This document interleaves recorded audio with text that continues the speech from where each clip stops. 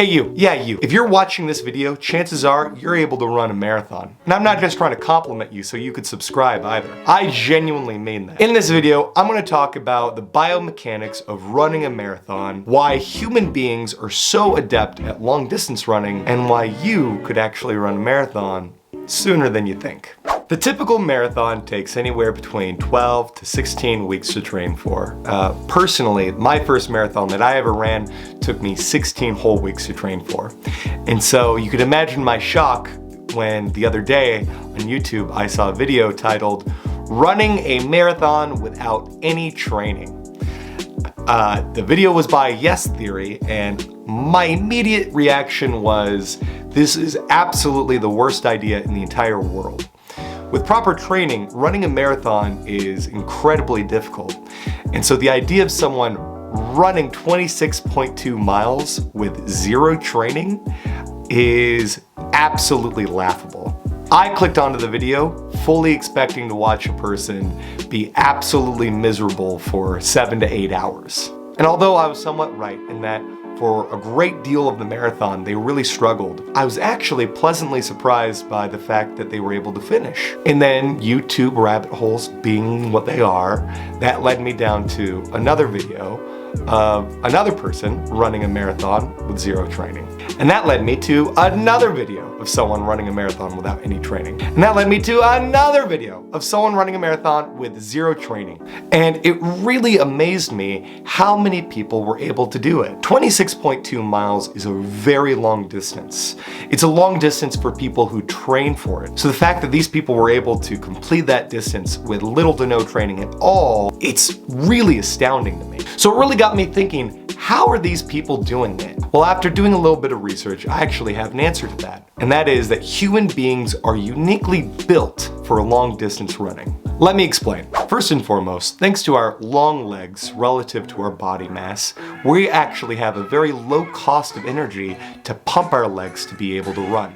Secondly is our shock absorption. The impact force of running can actually put the skeleton through a great deal of stress. And so to combat this, the human body actually developed joint surfaces to spread the shock over a greater deal of area, making it feel a lot easier on our bodies. The third characteristic is called the plantar arch. The plantar arch within our feet actually creates an elastic spring function. This generates a lot more energy while we're running, so that way we're able to run further and faster than other animals. Those are just some of the characteristics of our body that give us an edge in long distance running over some animals. But the biggest advantage that we have over a lot of other land animals is our thermoregulation. Humans are better able to dissipate the heat through the act of sweating. Sweating is more advantageous to running because the evaporation that cools our body is independent compared to the respiratory cooling that a lot of other animals have. On a side note, speaking of respiration, the human being lungs actually have a greater level of control over our respiration. We can keep a level that is a lot more consistent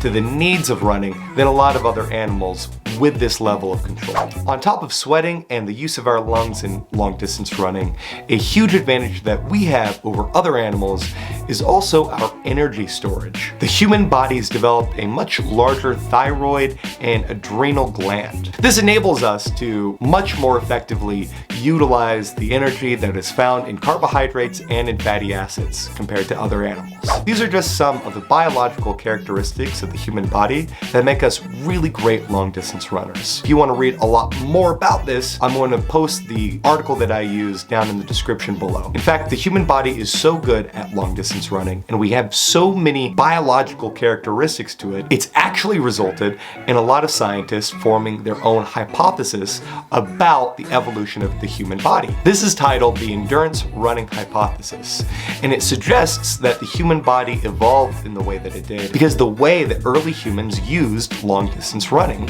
in their day-to-day lives. This endurance running allowed early humans to scavenge for food further and further away from their homes, and were able to actually reach certain carcasses for scavenging faster than other scavenging animals were. But we didn't just use long distance running just for scavenging, but also for hunting animals as well. Persistence hunting is a form of pursuit hunting, which entails the hunter to start at midday and just run and chase after their prey animals. The animals start suffering from overheating and then hyperthermia, which makes their body just shut down and makes it a lot easier for the hunter to kill the animal for food and bring it back home. Now, all this isn't to say that running a marathon is easy. In fact, it's one of the hardest things anyone can do. But it is to say that if you have the goal of completing a marathon on your bucket list and you're really lacking the motivation, or you're thinking that you're never going to be able to do it, you never really know. Biologically speaking, you have a million advantages in your favor to help you out. Just remember, running a marathon is very, very simple. You just put one foot in front of the other and do that 45,000 times. That isn't to say it's easy, but you have a lot of advantages in your favor. Thank you for watching. I hope you enjoyed this video and I hope you learned something. If you liked it, then leave a like, and if you want to see more, hit the subscribe button. Thank you and have a wonderful day.